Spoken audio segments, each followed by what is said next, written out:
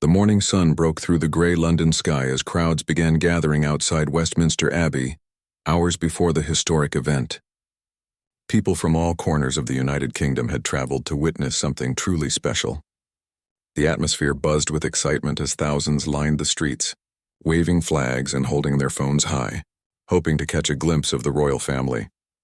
Inside Kensington Palace, preparations had been underway since dawn. The household staff moved with practiced efficiency, ensuring every detail was perfect. This was not just any ordinary day. The coronation of King Charles III would mark a new chapter in British history, and the Prince and Princess of Wales understood the significance of their presence.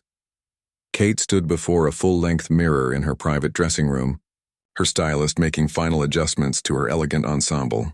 She had chosen an Alexander McQueen ivory silk crepe dress with delicate embroidery that caught the light beautifully. The formal robe and mantle she would wear represented centuries of royal tradition. Her hands trembled slightly as she fastened her diamond and pearl earrings, a gift from the late Queen Elizabeth II.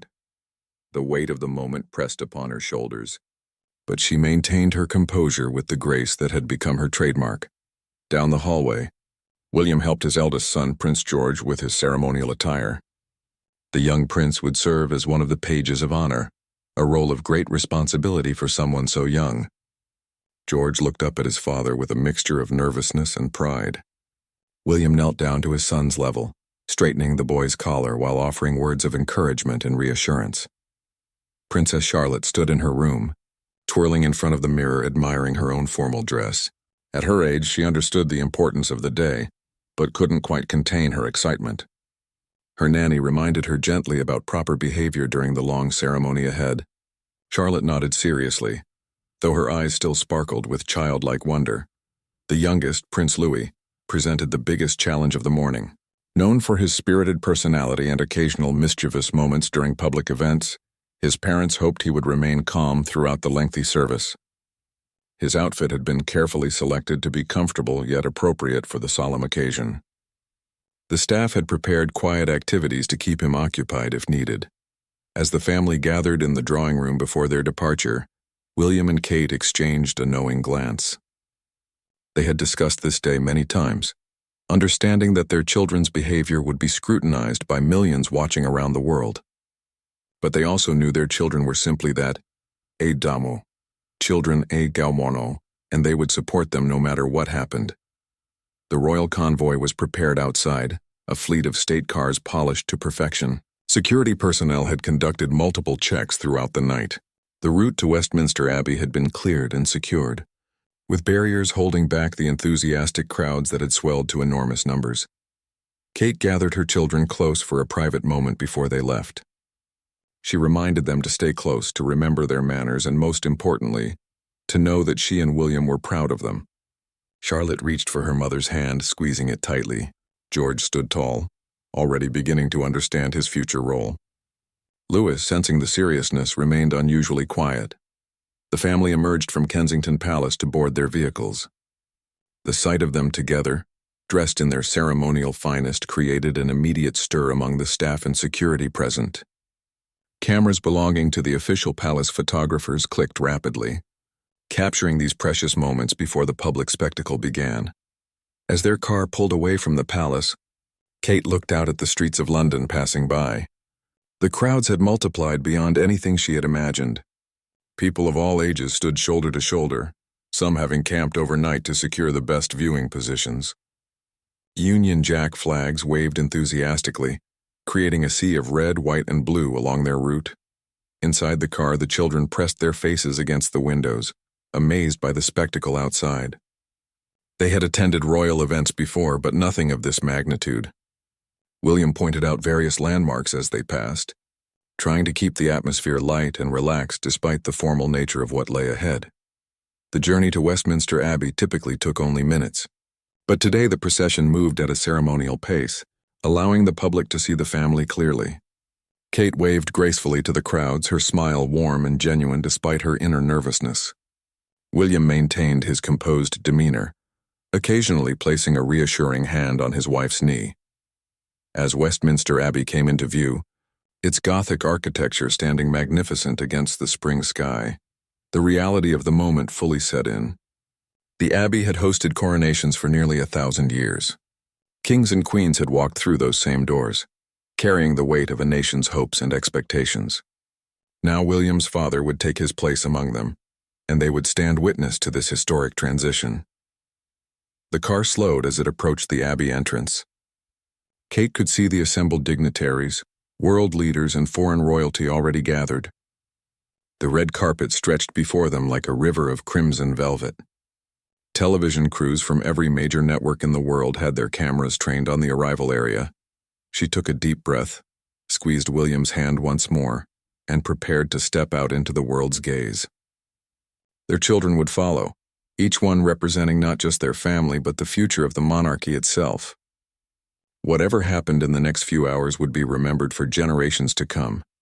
The car door opened, and the roar of the crowd became suddenly, overwhelmingly real. William stepped out of the state car first, his military uniform immaculate under the bright camera flashes that erupted like lightning across the square. He turned immediately, extending his hand to help Kate emerge with the elegance that had made her one of the most photographed women in the world. Her ivory dress caught the sunlight, and the delicate embroidery seemed to shimmer as she moved. The crowd's cheers intensified, a wall of sound that echoed off the ancient stone walls of Westminster Abbey. Kate paused for just a moment, allowing the photographers to capture the image that would grace newspapers and magazines across the globe. She had learned over the years exactly how to stand, how to angle her body, and how long to wait before moving forward. Prince George emerged next, and a collective gasp rose from the crowd. The young prince looked remarkably like his father had at the same age, with the same serious expression and careful movements. As a page of honor, he wore the ceremonial scarlet and gold uniform that had been worn by pages for centuries. His small hands gripped the fabric of his outfit nervously, but his face remained calm and composed. Princess Charlotte followed, stepping carefully in her formal shoes. Her dress, specially designed for the occasion, featured intricate details that honored both British craftsmanship and her position as a young princess. She looked around with wide eyes, taking in the massive crowd and the historic setting. For a moment she seemed overwhelmed, but then she spotted familiar faces among the royal relatives already gathered, and her confidence returned.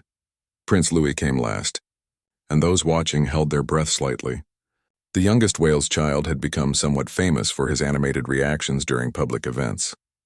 But today, perhaps sensing the gravity of the occasion, he walked forward holding his nanny's hand with surprising dignity. His little face showed concentration as he navigated the red carpet. Kate immediately went to her children, arranging them in the proper order for their entrance. She smoothed Charlotte's hair with a tender gesture that mothers everywhere recognized. She whispered something to Louis that made him smile, but also straighten his posture. George, standing nearest to his father, received an encouraging pat on the shoulder from William. The family began their walk toward the great west door of the Abbey. With each step they moved deeper into history. Kate's heels clicked softly on the ancient stones that had been worn smooth by countless royal processions over the centuries. The weight of tradition pressed down upon them, yet they moved forward with grace and purpose. Abbey officials in ceremonial dress stood at attention along their path. These men and women had trained for months for this single day, ensuring that every aspect of the coronation would proceed flawlessly. As the Wales family passed, each official bowed or curtsied with practiced precision. Other members of the royal family had already entered the Abbey. Princess Anne stood just inside the doorway, resplendent in her own ceremonial robes.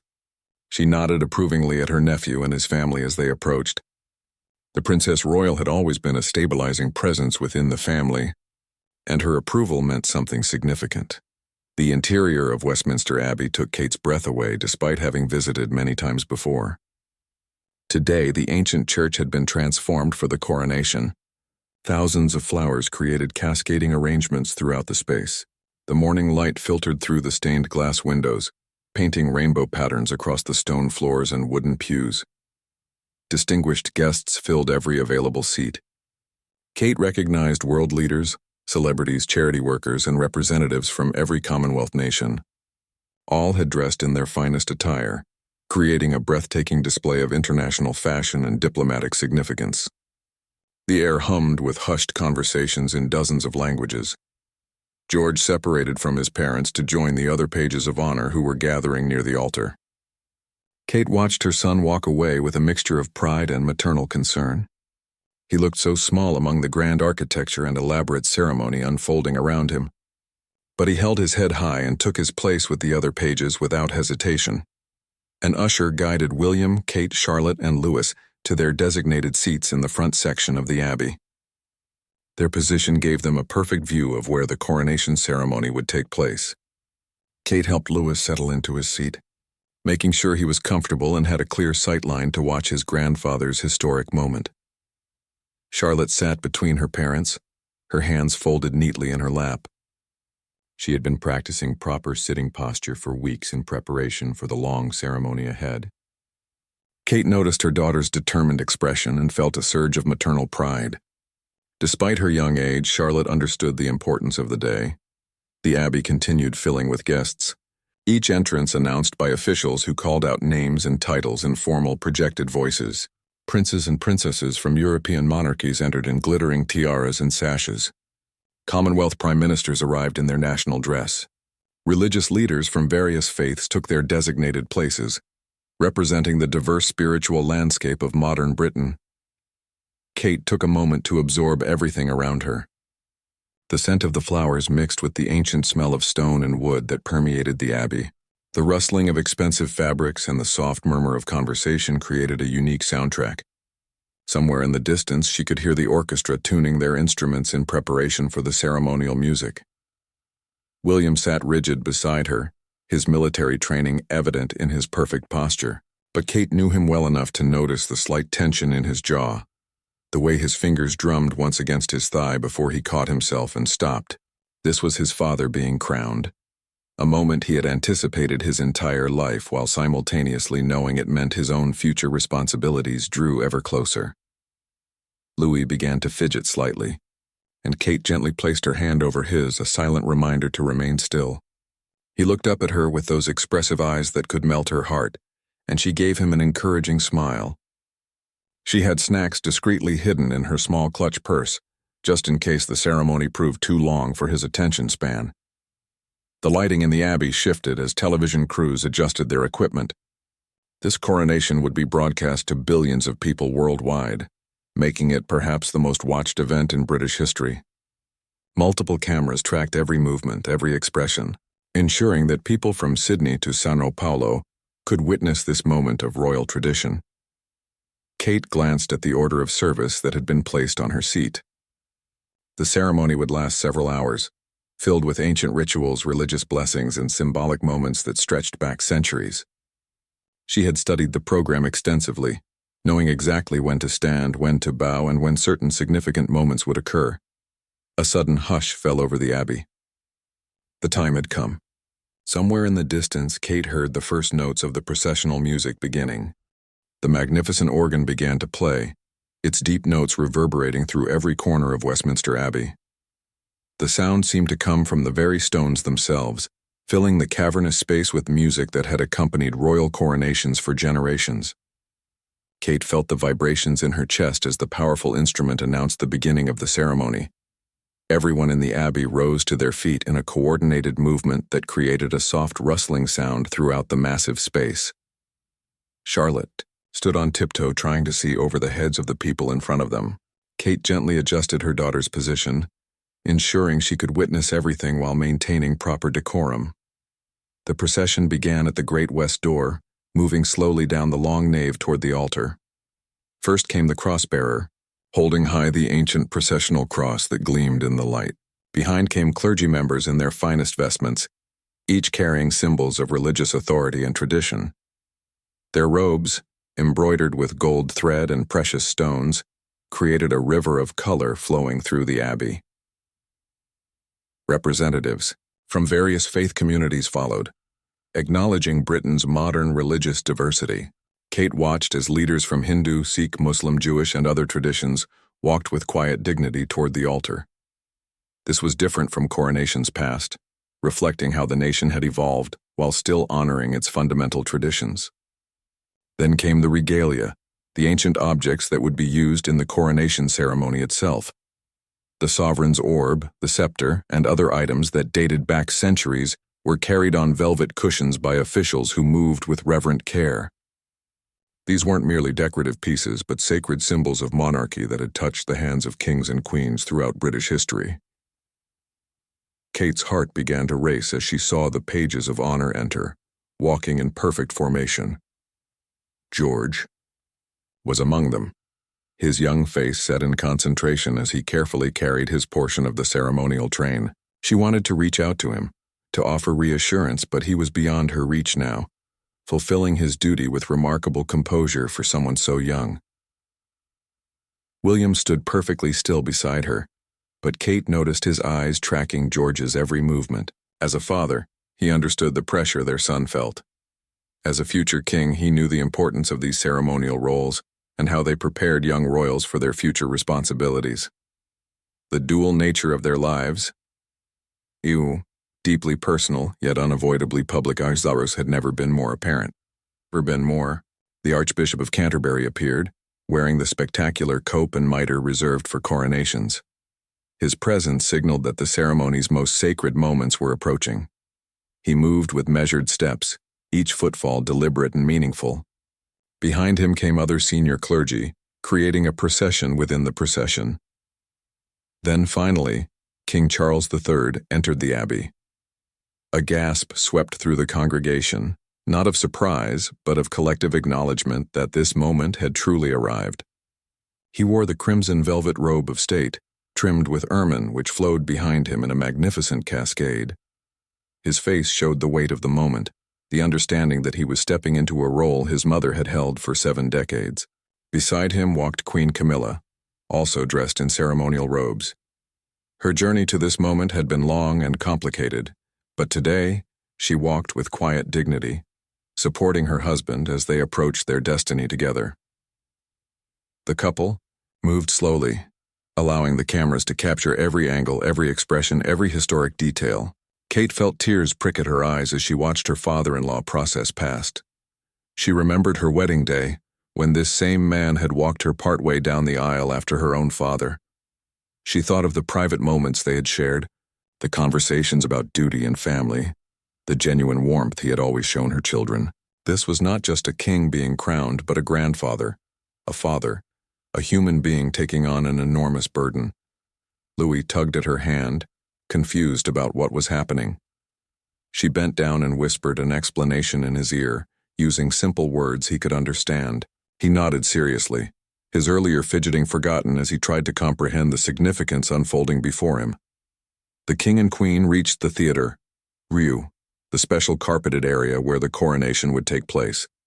They took their positions in the ancient coronation chairs, specially brought out from storage for this occasion. These chairs had supported monarchs for centuries, their wood polished smooth by generations of royal hands. The archbishop began the recognition, the ancient ritual, where he presented the new monarch to the people gathered in the abbey. He turned to each direction, a robber north, south, east, and west, asking if those assembled were willing to do homage to their new king. The response was a thunderous, "God save the king," that echoed off the vaulted ceiling and sent shivers down Kate's spine. The ceremony continued with readings from scripture, prayers offered by various religious leaders, and hymns sung by a choir, whose voices seemed almost angelic in their perfection. The music soared to the rafters, filling every space with sound that was both beautiful and solemn. Kate glanced at Charlotte, who watched with rapt attention, her young mind trying to process everything she was seeing. William stood like a statue, his military training evident in his perfect posture, but his eyes glistened with emotion. This was his father, but it was also his king, and the moment carried layers of meaning that only those born into this unique life could fully understand. The anointing came next, the most sacred part of the ceremony. A golden canopy was raised, to shield the king from view as the archbishop applied holy oil to his hands, chest, and head. This ancient ritual, performed at every coronation since the Middle Ages, transformed a man into a monarch. Kate understood that behind that screen something profound was happening, a spiritual moment in what was otherwise a very public spectacle. When the canopy was lowered, King Charles emerged wearing different robes, transformed by the ritual. The congregation held its collective breath as the moment of crowning approached. The archbishop lifted St. Edward's crown, the solid gold masterpiece, encrusted with precious stones that weighed nearly 5 pounds. The crown that had sat upon the heads of monarchs for centuries was about to claim a new sovereign. The abbey fell into absolute silence. Even Louis seemed to understand that something monumentally important was happening. Kate watched as the crown descended, settling onto King Charles's head with a finality that marked the true beginning of his reign. The moment the crown touched his head, trumpets blared, bells rang throughout London, and guns fired ceremonial salutes. Inside the abbey, the congregation erupted in a cacophony of "God Save the King" that drowned out all other sounds. Kate found herself calling out with everyone else, her voice joining thousands of others in this expression of loyalty and hope. William's hand found hers, squeezing tightly. She looked at him and saw tears streaming down his face, unashamed and honest. This was his father's triumph, but it was also a glimpse into his own future, a preview of the day when he would sit in that chair, when that crown would rest upon his head. The coronation of Queen Camilla followed, a shorter but no less significant ceremony. Kate watched as another crown, Queen Mary's crown, was placed upon Camilla's head. The moment carried its own weight of history and emotion. Camilla had waited decades for this acknowledgement, and her face showed a mixture of relief and solemnity as she became queen in title as well as role. After both coronations were complete, the moment arrived that Kate had been preparing for emotionally. William would now perform the homage, pledging his loyalty and service to his father as king. She watched her husband rise from his seat, his movements controlled despite what she knew must be churning inside him. William approached the throne where his father sat, newly crowned and holding the symbols of sovereignty. The prince knelt before the king, and in that moment the personal and the constitutional merged into something deeply moving. This was a son kneeling before his father, but it was also the heir to the throne pledging allegiance to the monarch. Kate heard William's voice, strong and clear, reciting the ancient words of homage. He promised to be his father's liege man of life and limb, to live and die with him against all manner of people. The medieval language felt strange in the modern setting, yet somehow entirely appropriate. These were words that connected the present moment to 1,000 years of history. When William finished speaking, King Charles gestured for him to rise. Father and son embraced, a moment of genuine affection breaking through the formality of the ceremony. Kate saw Charles whisper something in William's ear, saw her husband nod and smile through his tears. The cameras captured everything, but Kate knew that private exchange between father and son would remain theirs alone. William returned to his seat beside Kate, his face flushed with emotion. She squeezed his hand again, offering silent support. Charlotte looked up at her father with curious eyes, not fully understanding what had just transpired but sensing its importance. George, still standing with the other pages near the altar, had watched his father's homage with intense attention, perhaps beginning to understand his own future role in similar ceremonies yet to come. The service continued with Holy Communion, prayers and blessings from various religious leaders. The diversity of voices offering their spiritual support reflected modern Britain's multicultural reality while honoring the traditional structure of the coronation service. Kate found the blend of old and new quite moving, a reminder that the monarchy had survived for so long precisely because it could adapt while maintaining its core identity. Louis had been remarkably well behaved throughout most of the ceremony, but Kate could see his patience wearing thin. He shifted in his seat more frequently, his eyes wandering around the abbey rather than focusing on the ceremony. She discreetly offered him a small toy from her bag, something quiet that would occupy his hands without disturbing those around them. Charlotte, however, remained transfixed. Her daughter had always been more naturally suited to these formal occasions, possessing an innate understanding of protocol that sometimes surprised Kate. Charlotte sat with perfect posture, her hands folded, her eyes tracking every movement of the ceremony with genuine interest. The hymns provided moments of collective participation, thousands of voices joining together in songs that had been sung at coronations for centuries. Kate's voice blended with the others, finding comfort in being part of something larger than herself.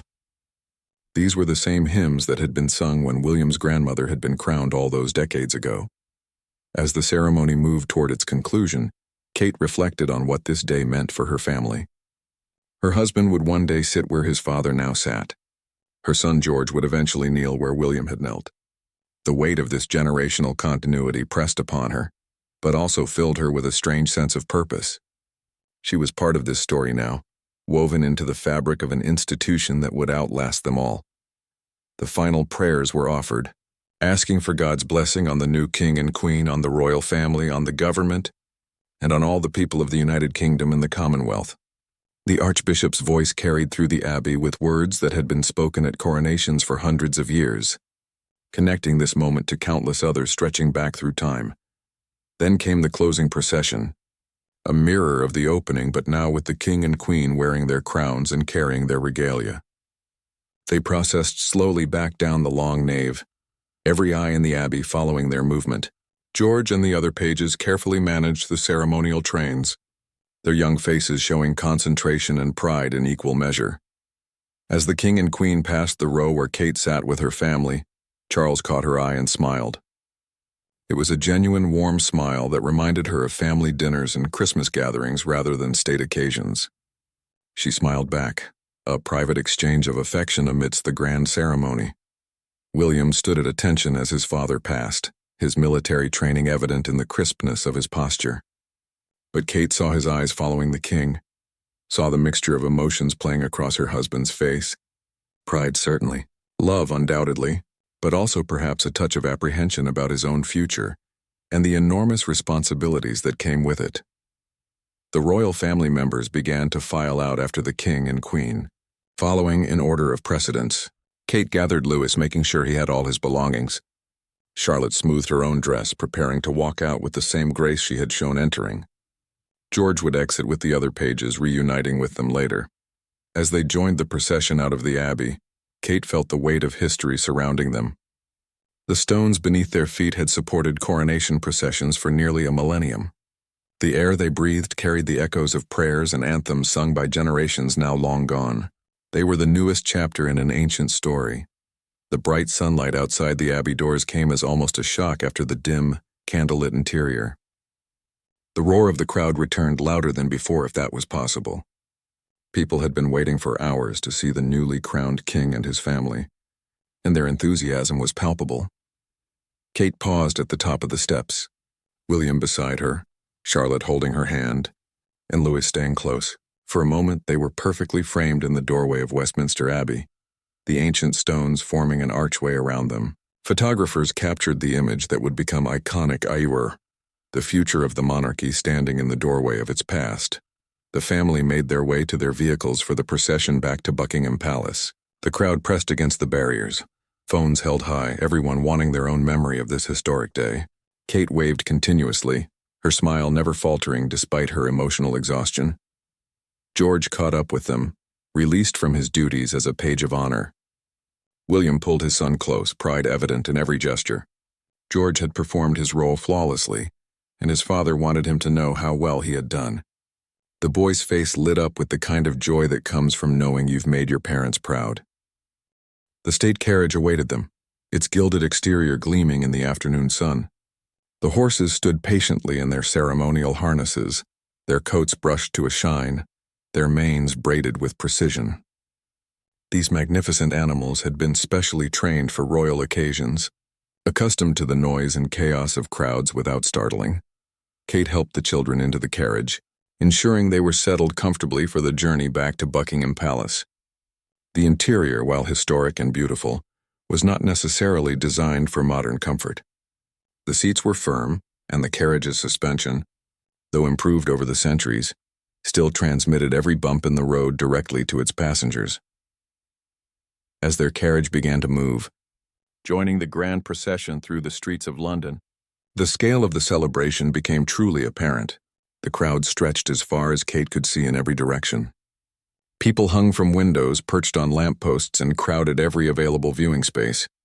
The Union Jack mixed with flags from across the Commonwealth, creating a tapestry of color and international unity. Charlotte pressed her face against the carriage window, waving enthusiastically at the people lining the route. The crowd's reaction to the children was particularly warm, with many people specifically calling out their names. Kate had always been touched by how much affection the British public showed her children, how they seemed to see in them hope for the monarchy's future. George, still processing his important role in the ceremony, sat with a more reserved demeanor. He waved politely when appropriate, but seemed lost in thought. Kate wondered what was going through his young mind. Did he understand that he had participated in something he would tell his own children and grandchildren about? Did he grasp that this was part of his preparation for an even more significant ceremony in his own distant future? Louis, exhausted from the long ceremony and the excitement of the day, leaned against his mother's side. Kate wrapped her arm around him, grateful for this small moment of tenderness amidst the public spectacle. He was fighting to keep his eyes open, the rhythm of the carriage's movement lulling him toward sleep despite the noise outside. William sat across from them, his uniform still immaculate despite the long day. He caught Kate's eye and smiled, a moment of connection between them that needed no words. They had shared so much over the years in their courtship, their wedding, the births of their children, royal duties around the world, but this day held a unique place in their shared history. The procession moved at a ceremonial pace through the heart of London. They passed landmarks that had witnessed centuries of royal history, Trafalgar Square, where Lord Nelson stood watch from his column, the Mall, that grand avenue leading to the palace, and finally through the gates into the forecourt of Buckingham Palace itself. The palace loomed before them, its Portland stone facade imposing and magnificent. This building had been the official London residence of the sovereign since Queen Victoria's time. Behind those walls, countless moments of royal history had unfolded. Births, deaths, celebrations, and crises. Today it would host another memorable moment. As the carriages came to a stop, palace staff moved efficiently to assist the royal family. Kate stepped down, her legs slightly stiff from the journey. She helped each child down in turn, making sure everyone had made it safely. George straightened his uniform. Charlotte smoothed her dress and Louis rubbed his eyes, trying to wake himself up for what came next. They entered the palace through the grand entrance, that familiar space that Kate had passed through hundreds of times but which never quite lost its ability to impress. The staff members they passed offered congratulations and smiles, sharing in the historic nature of the day. These were people who had served the royal family for years, who felt a genuine investment in these moments. The center room, which opened onto the famous balcony, was already filling with family members who would join the king and queen for the traditional balcony appearance. This was always one of the most anticipated moments of any major royal celebration, the family, appearing together before the massive crowd gathered at the palace gates. Kate took a moment to check her appearance in one of the gilt mirrors that adorned the walls. Her hair had held up remarkably well despite the long day, though she made a few minor adjustments. Charlotte stood beside her, mimicking her mother's actions with the seriousness of a child playing at being grown up. George joined the other pages of honor who had already arrived, comparing notes on their experience during the ceremony. The boys were clearly proud of their role, and Kate was touched to hear them encouraging each other and celebrating their collective success. These shared experiences would form bonds that might last their entire lives. William conferred briefly with palace officials about the balcony appearance protocol. Even though they had done this before, each occasion had its own specific arrangements. Today, the newly crowned king and queen would take center stage, with the rest of the family arranged appropriately around them. The crowd outside was getting louder, chanting, "We want the king," with increasing volume and enthusiasm. Kate could hear the rhythmic clapping that accompanied the chant, could feel the vibration of thousands of voices joined together in anticipation. The British public's relationship with their monarchy was complex, but moments like these revealed genuine affection and pride. King Charles and Queen Camilla entered the center room, still wearing their crowns and carrying themselves with the weight of their new roles. Charles's face showed exhaustion but also satisfaction. He had waited his entire life for this day, and now that it had arrived, the reality of it seemed to be settling upon him. The family began to arrange themselves, each person finding their designated position. William and Kate stood close to Charles, with their children positioned where they could see and be seen by the crowd. George stood tall, his experience as a page giving him new confidence. Charlotte bounced slightly on her toes with excitement. Louis, despite his earlier tiredness, seemed to have found a second wind. Palace officials opened the glass doors that led onto the balcony, and the roar of the crowd intensified immediately. The sound rushed in like a physical force, overwhelming in its enthusiasm and volume. Kate felt her heart rate quicken, as it always did before these public moments despite years of experience. King Charles stepped onto the balcony first, with Queen Camilla beside him. The crowd's reaction was thunderous, a wall of sound that seemed to shake the very foundation of the palace. William and Kate followed with their children close behind. The moment they appeared, the cheering reached new heights. Kate stepped forward to the balcony edge, the crowd stretching out before her like a living sea of humanity. Tens of thousands of people filled the mall and the area in front of the palace gates. British flags waved everywhere, creating waves of red, white, and blue. The sight never failed to move her, this tangible representation of the connection between the monarchy and the people. Charlotte waved with both hands, unable to contain her excitement. George waved more reservedly, but with a genuine smile that showed his pleasure at the public's enthusiasm.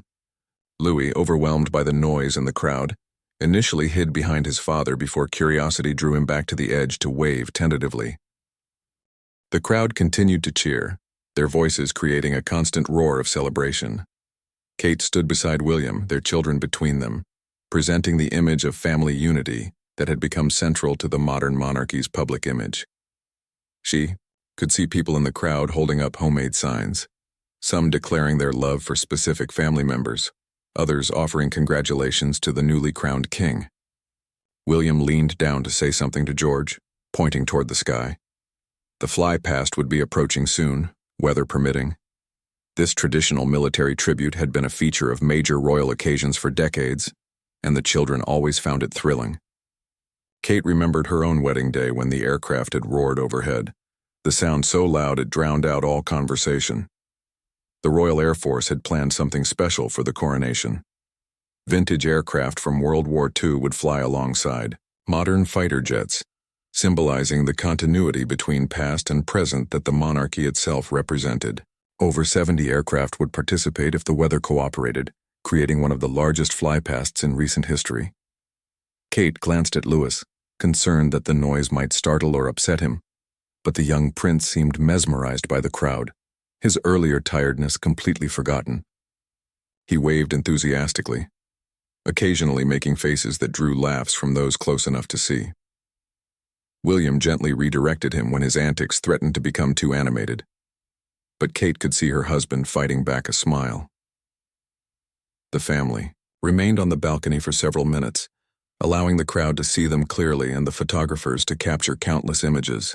This was part of the unspoken agreement between the monarchy and the public, In exchange for their unique position and privileges, the royal family offered themselves up for public scrutiny and celebration at moments like these.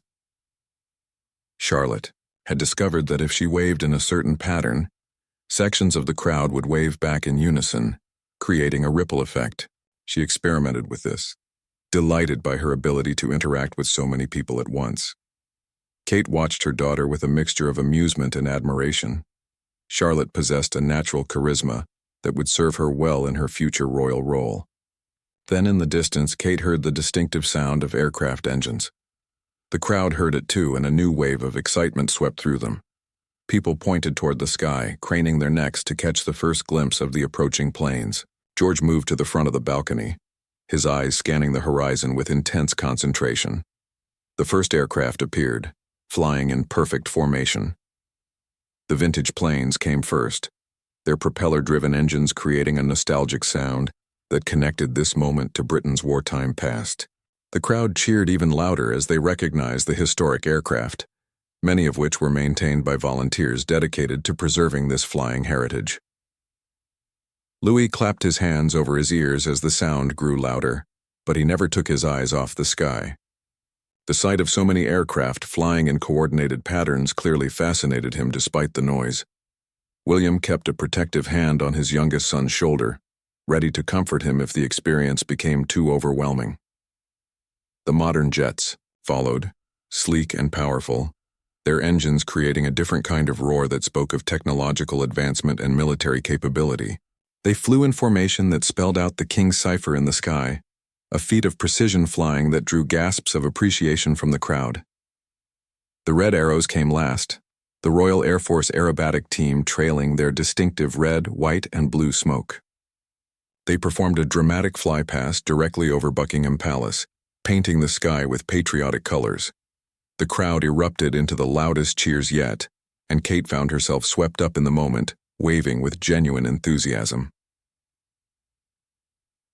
Charlotte jumped up and down with excitement, pointing at the colorful trails of smoke stretching across the sky. Even George, usually so composed, showed unguarded delight at the spectacular display. Kate caught William's eye and they shared a smile, both thinking the same thing, a caro.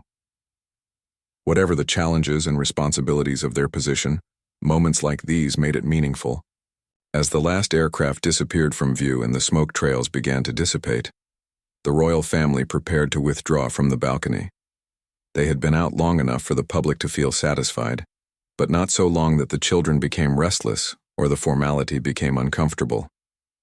King Charles waved one final time, then turned to lead everyone back inside. The glass doors closed behind them, muffling the sound of the crowd.